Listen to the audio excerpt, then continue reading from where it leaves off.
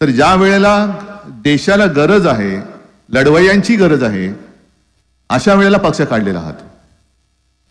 आणि नाव पण चांगले ठेवले, समाजवादी गणराज्य पार्टी. मला अनेक जण विचारतात की तुमचा नेमका विरोध कशाला आहे. तो विरोध तुमच्या पक्षाचं नाव घेऊनच सांगतो की आता ही जी लढाई होणार आहे ती माजवादी विरुद्ध समाजवादी. एका बाजूला माजलेले आहेत माजवादी आणि या बाजूला समाजवादी. असे माजवादी आणि समाजवादी. बोला तुम्हाला काय पाहिजे? माजलेले लोक पाहिजेत का समाजवादी म्हणजे तुम्हाला समजून घेणारी लोक पाहिजेत? आणि एक ही गोष्ट खरी आहे की नितीश कुमार काय, अशोकराव काय एवढ्या लवकर जातील आमच्यातून म्हणजे इथून तिथे असं कधी वाटलं नव्हतं. कारण सगळ्यात आधी देशामध्ये यांच्या विरुद्ध आघाडी व्हावी अशी इच्छा नुसती व्यक्त करून बसले नव्हते, तर माझ्याही घरी आले होते ते नितीश कुमार. एक सुरुवात चांगली झाली होती, 2-3 बैठका झाल्या आणि नंतर साधारणतः आम्हाला एक संशय यायला लागला होता. तो सोडून द्या, त्या सगळ्या खोलात मी काही जात नाही.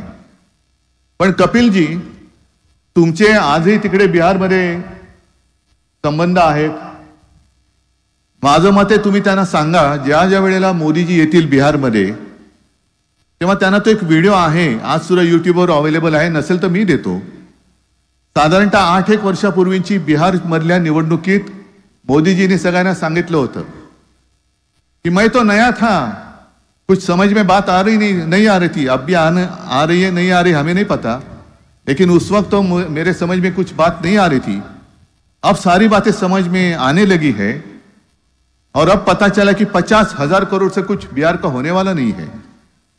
मग त्यांनी त्याच सभेत सांगितलं कि कितना दे दू, 50,000 दे दू कि और ज्यादा?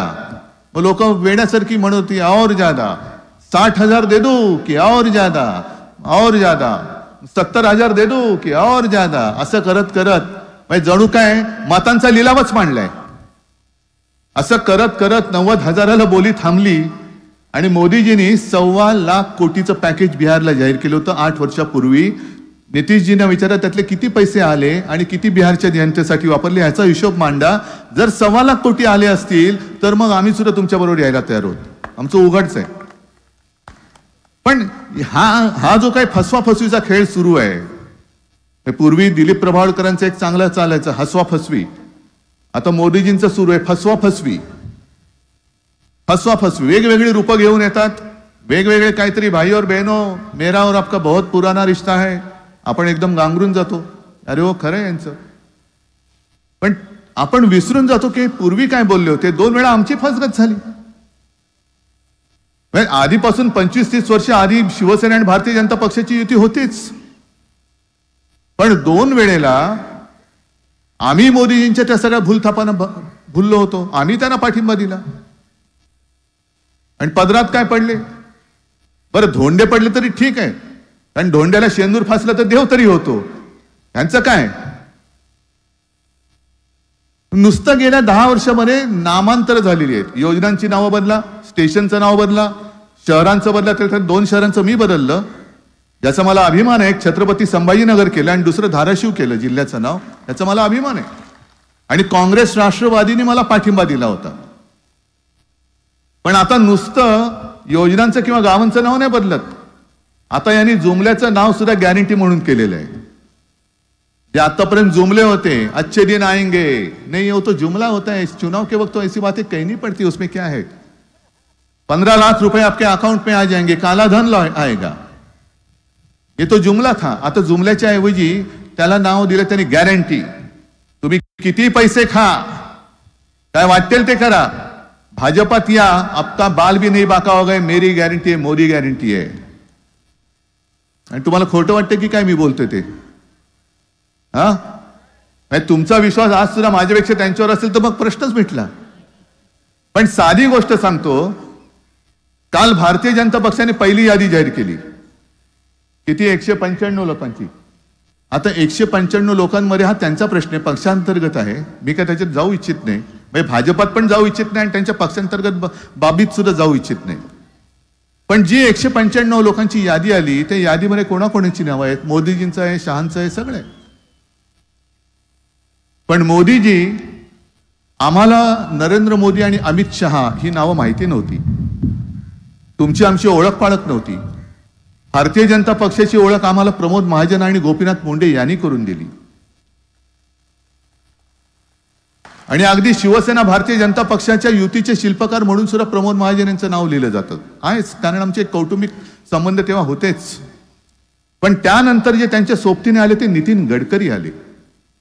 जे 95 ते 99 या आपल्या युतीच्या कालखंडात त्यांनी जी काय 55 उड्डाण पूल बांधले, मुंबई पुणा रस्ता केला, विक्रमी वेळेमध्ये केला, आणि एक चांगला काम करणारा माणूस, संघाचा आणि भारतीय जनता पक्षाचा कडवट निष्ठावान एक कार्यकर्ता, आज त्यांचं नाव पहिल्या यादीत नाहीये.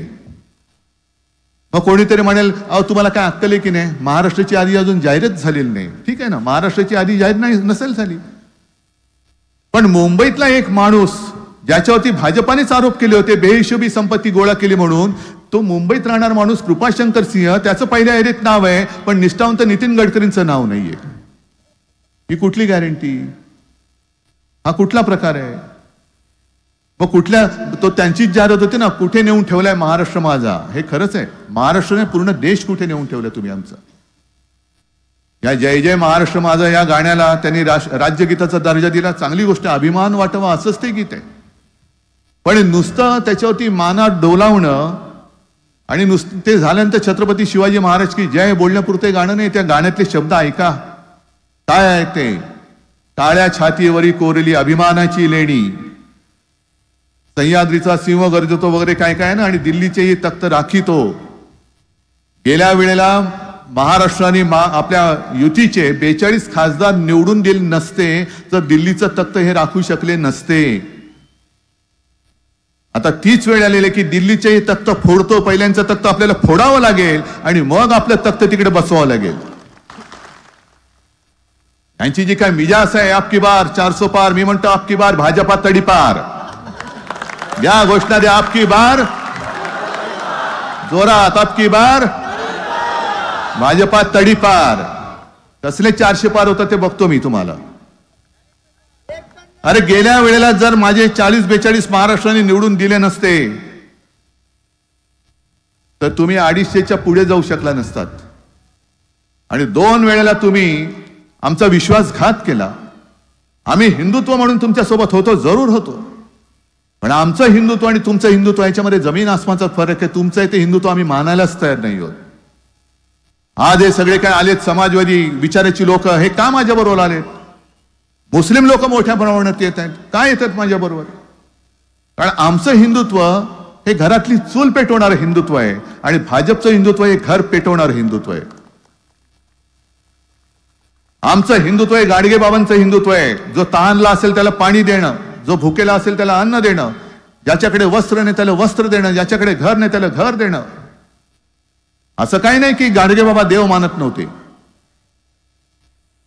पण गाडगे बाबा ज्या वेळेला पंढरपूरची वारी असायची तेव्हा तिकडे जायचे गाडगे बाबा. माझ्या आजोबांनी त्यांचं चरित्र लिहिलेलं आहे आणि माझ्या जन्माच्या आधी सुद्धा आजोबा आणि गाडगे बाबांची वेगळी त्यांचे ऋणानुबंध होते, स्नेहसंबंध होते. माझी आई सांगायची, बाळासाहेब सांगायचे की गाडगे बाबा घरी यायचे पण ते घरात नाही यायचे, बाहेर बसायचे. आमचं दादरचं घर मला नाही माहिती तुमच्यापैकी किती जणांनी त्यावेळेला पाहिलं असाल, आता तिकडे सुद्धा टॉवर झालाय. पाठीकडे यायचे आणि सुनबाईला हाक मारायचे, म्हणजे माला की काय भाकर तुकडा असेल तर दे. आता गाडगे बाबा आले म्हटल्यावर सगळे पण आजोबा वगैरे सांगा, अरे आत या, आतमध्ये नाही मी बाहेर बसणार. आणि मग स्वयंपाक करायला लागली तर ते बोलाय, सुनबाई असं नाही करायचं, तुझ्याकडचा कालचा शिळा काय भाकर तुकडा असेल तर दे, नाही तर मी चाललो. मग ते शिळं काय असेल तर ते खायचे. आणि हे गाडगे बाबा जेव्हा पंढरपूरला जायचे तेव्हा त्यांचा खराटा घेऊन ते तिथल्या त्या चंद्रभागेचं वाळवंट झाडत बसायचे काठ. मग कोणतरी जायचं, काय बाबा तुम्ही दर्शन घेतले की नाही मंदिरामध्ये, आषाढी आहे. ते म्हणाले, हा बघ समोर जो पसरलाय ना, हा माझा देव आहे. जे वारकरी असायचे सांगायचं, हा माझा देव आहे. इकडे मुलं बाळ महिला किती आलेल्या आहेत. इकडे जर का साफसफाई नसेल, कचरा साठला तर रोगराई येईल. आणि जर रोगराई आली आणि ह्याच्यामध्ये काहीच घडलं तर तुझा आतला देव सुद्धा मला माफ नाही करणार. पहिले ह्यांची सेवा कर, ह्यांची सेवा केली तर आतला देव तुला पावेल. हे आमचं हिंदुत्व आहे, कारण हे संस्कार लहानपणापासून आमच्यावरती झालेले. आज तुम्ही सगळेजण सोबत आल्यात, महाराष्ट्राच्या कानाकोपऱ्यातून आलेला आहात. नेमकं काय करणार? आप आगे बढ़ो, हम तुम्हारे साथ है. आले सगळे तुम्ही साथ. काय करायचं काय सांगा मला. मला कुटुंब प्रमुख मानता, त्याच्याबद्दल तर नक्कीच मी तुमचा ऋणी आहेच. पण नेमकं काम काय करणार? कारण आता पैसा तर अमाप आहे.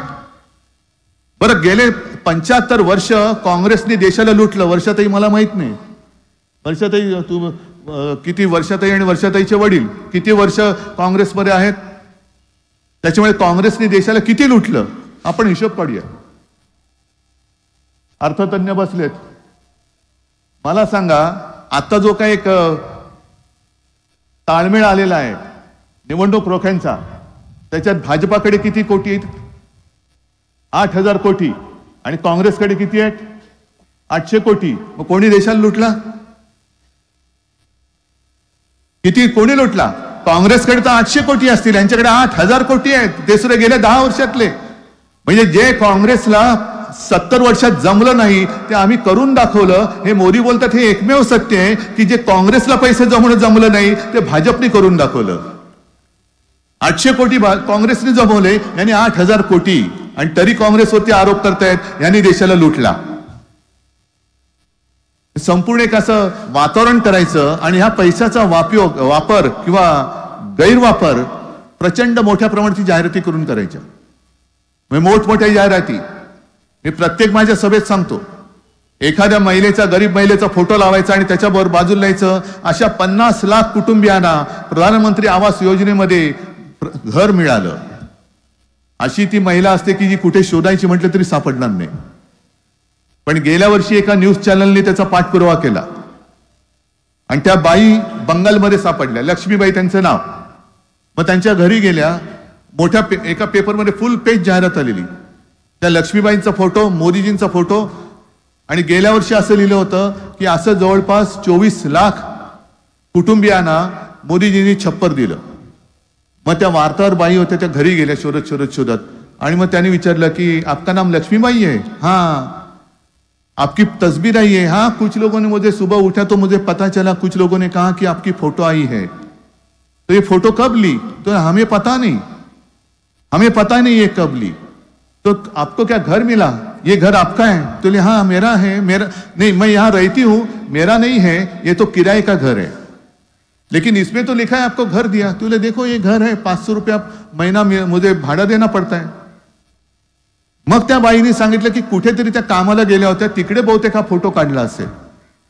म्हणजे कोणाचाही कशाचा पत्ता नाहीये, पण फोटो आहे आणि बाजूला प्रधानमंत्र्यांचा फोटो आहे म्हटल्यानंतर आपण विश्वास ठेवतो की अरे माझ्या गावात नसेल पण बाजूच्या गावात नक्की घर दिलं असेल. कारण प्रधानमंत्र्यांचा फोटो आहे. अजूनही जनतेचा सरकारवरती नाही पण सरकारी जाहिरातीवरती थोडा विश्वास आहे. आणि इकडेच आपण फसतो. उज्ज्वला योजना, एवढ्या लाख लोकांना आम्ही गॅस सिलेंडर दिला, एवढ्या कोटी लोकांना आम्ही रोजगार दिला. कुठे आहे, कुठे रोजगार कुठे आहे? आणि संपूर्ण वागली जी तुम्ही फिरता, आम्ही सगळेच फिरतो आहोत, तुम्ही सुद्धा फिरतात, तुम्ही तर जनतेमध्येच असता. जिथे जिथे जातो तिथे तिथे असंतोष आहे. शेतकरी आक्रोश करतोय, कामगार आक्रोश करतोय, विद्यार्थी आक्रोश करतोय. पण सगळ्यांच्या मनामध्ये एकच भीती आहे की ईव्हीएम मध्ये काय होणार. बरोबर ना? तुमच्याही मनात आहे ईव्हीएमचं काय, ईव्हीएमचं काय, ईव्हीएमचं काय. असा एक संभ्रम निर्माण केला जातोय की काय वाटेल ते झालं तरी ईव्हीएम मध्ये ते घोटाळा करतील आणि ते जिंकतील. अजिबात नाही. या वेळेला जर त्यांनी तसा प्रयत्न केला, उघड असंतोष, रोष दिसतोय, सरकार विरुद्ध रोष दिसतोय, पण ईव्हीएम मध्ये घोटाळा करून जर भाजपा जिंकलं तर देशात मध्ये असंतोषाचा भडका उडाल्याशिवाय राहणार नाही. एवढा तीव्र असंतोष हा जनतेमध्ये आहे. करून बघाच, ईव्हीएम घोटाळा करूनच बघा तुम्ही. कारण प्रत्येक वेळेला काहीतरी एक, म्हणजे आता तेलंगणामध्ये काँग्रेस जिंकली, मग ईव्हीएम कुठे गेली, इकडे ते जिंकले मग ते कुठे गेलं. नाही पण देशभर जो एक आक्रोश आहे. आणि मी तर जातो, लोकांमध्ये जातो, शेतकऱ्यांमध्ये जातो. इथे कोणी शेतकरी असल्याचा प्रश्न नाहीये, पण ग्रामीण भागामध्ये माझ्या जाहीर सभेमध्ये जवळपास सगळेच्या सगळे शेतकरी असतात. मी विचारतो शेतकरी किती आहेत, हात वर करा. मग शेतकरी सगळे हात वर करतात आणि त्यांना मी सरळ विचारतो, मी मुख्यमंत्री असताना महाविकास आघाडी सरकारने जे तुमचं कर्ज माफ केलं होतं, कर्जमुक्ती केली होती, ती तुम्हाला मिळाली होती की नाही ते सांगा, उघड सांगा. आणि मी चॅनलच्या समोर विचारतो त्यांना. सगळेजण जोरात ओरडून सांगतात, हो मिळाली होती. आपत्तीमध्ये जी मदत महाविकास आघाडी सरकारने केली होती ती तुमच्यापर्यंत पोहोचली होती की नव्हती? सगळे सांगतात मिळाली होती. आता त्याच्यानंतर हा दुष्काळात 13वा महिना म्हणून हे घटनाबाह्य सरकार आलेलं आहे. त्यांनी केलेली मदत पोचते का? त्याला पोचलेलीच नाहीये. कर्जमाफी तर सोडूनच द्या, पुन्हा कर्जाचा डोंगर चढलेला आहे. कपिलजी तुम्ही सांगत होता हे किती म्हणजे अख्खी रात्र जाईल, पण ह्या सरकारची सगळी सरकारचा नाकर्तेपणा सांगायला गेलो तर रात्र पुरणार नाहीये. आणि ही लढाई ज्या वेळेला मला आश्चर्य वाटतं की काही सुशिक्षित लोक विचारतात की तुमच्याकडे पर्याय कोण आहे. म्हटलं हा प्रश्न तुम्ही भाजपला विचारा, भाजपकडे पर्याय कोण आहे. कारण स्वतः नरेंद्र मोदींनी सांगितले की एकच प्रॉडक्ट किती वेळा लॉन्च करणार. हीच परिस्थिती भाजपची. एकच प्रॉडक्ट किती वेळा घासून पुसून पुन्हा पुन्हा लॉन्च करणार. गेल्याही वेळेला तेच, त्याच्याही गेल्या वेळेला तेच. म्हणजे जणू असं काही ते प्रॉडक्ट लॉन्च करतात की हा अल्लाउद्दीनचा जादूचा दिवा आहे, घासला की तुमचं स्वप्न साकार होईल. पण किती वेळा घासा, हात झिजला, पण अजून स्वप्न काय त्यातून काही थापांशिवाय दुसरं काय बाहेरच पडत नाहीये. माय भाजपाकडे मोदींना पर्याय आहे. आणि आम्ही जे सगळे एकत्र येतो एका विचाराने येतो आहोत, ते मोदींविरुद्ध येत नाही आहोत, ते हुकुमशाही विरुद्ध येतो आहोत. हुकुमशाही, आम्हाला या देशाला हुकुमशाह नको आहे. आणि हुकुमशाहीला एकच पर्याय होऊ शकतो आणि होतो तो म्हणजे लोकशाही. आम्हाला लोकशाही या देशातली टिकवायची आहे. हाच आमचा पर्याय आहे. आमच्या डोळ्यासमोर मोदी किंवा भाजप नाही, तर त्यांची ती हुकुमशाही वृत्ती आहे. आणि त्या वृत्तीला पर्याय देण्यासाठी आम्ही भले थोडे विचारांनी वेगळे वेगळे असलो तरी देशभक्त म्हणून आम्ही एकत्र आलेलो आहोत. आज आम्ही सगळे देशभक्त आहोत, सगळे आहेत. मी तर सगळ्या राज्याला आवाहन करतोय, कारण देश खूप मोठा आहे. ठेवा तूर्त या निवडणुकीपुरतं तुमचं जात पात धर्म सगळं बाजूला ठेवा आणि देशभक्त म्हणून एकत्र या आणि पहिल्या देशाला वाचवा. कारण देश टिकला तर आपण टिकू, आणि आपण टिकलो तर मग धर्म कसा टिकवायचा तो आपण कधी बघू शकतो. आता देशाला वाचवणं हाच आपला धर्म आहे. आणि जे माझे आजोबा सांगायचे की पहिल्यांदा देश डोळ्यासमोर ठेव. देश, आशीर्वाद द्यायला देव पाठीशी पाहिजे, पण देशसेवा आणि देश हा आपल्या नजरेसमोर असला पाहिजे आणि आशीर्वाद देणारा देव हा पाठीशी असला पाहिजे. आज हे लोक देव समोर ठेवतायत आणि देश कुठे टाकलाय हे त्यांना सुद्धा कळत नाहीये. नुसतं राम नामाचा जप करताय. आणा ना राम राज्य आणा. मग तुम्ही मणिपूरमध्ये जाऊ शकला नाहीत, पण लक्षद्वीप मध्ये जाऊन पाणबुड तिकडे डुबून आलात, पाण्याखाली जाऊन आलात. द्वारकेत तिकडे पाण्याखाली जाऊन आलात, समुद्राच्या तळाला जाऊ शकता, पण मणिपूरमध्ये जाऊ शकत नाहीत. राम राज्य आणि प्रभू रामचंद्राला देव का मानतो? कारण त्यांनी जसा कारभार केला होता. तुमचा नुसताच भार आहे, कारभार कुठे? हे राम राज्य नाही. आम्हाला नुसतं प्रभू श्री रामचंद्र नाही, आम्ही राम, सीता, लक्ष्मण, हनुमान सगळ्यांचे आम्ही पुजारी आहोत. सगळ्या देश आणि जगातले सगळे करोडो लोक त्यांना रामाची भक्ती करायला सांगण्याची भाजपनी गरज नाहीये. राम राज्य कसं असायला पाहिजे हे मला वाटतं त्यांनी आता जरा देशातली जनता त्यांना घरी बसवेल तेव्हा रामायण त्यांनी परत वाचावं. का रामाची भक्ती आज सुद्धा केली जाते? छत्रपती शिवाजी महाराजांबद्दल सुद्धा त्यांचा गनिमी कावा हा एक प्रकार होता. गनिमी कावा, कारण समोरचा शत्रू तुल्य फार मातब्बर होता. आज जसा भारतीय जनता पक्ष आहे, पैशाने मजबूत आहे, शासकीय यंत्रणा त्यांच्या दाराशी झाडलोट करतायत. आमच्याकडे काय आहे? तुमच्याशिवाय आमच्याकडे काय आहे? तुम्हीच आमचं सैन्य, तुम्हीच आमचं शस्त्र, तुम्हीच आमचं भांडवल आणि तुम्हीच आमची संपत्ती.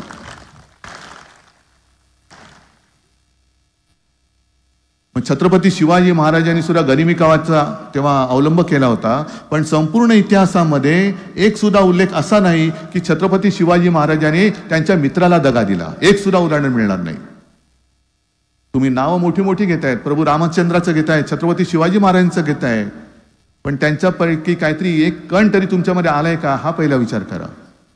आणि म्हणून मला तुम्हाला सगळ्यांना सांगायचं की ही लढाई, मला एका गोष्टीचं नक्की समाधान आहे.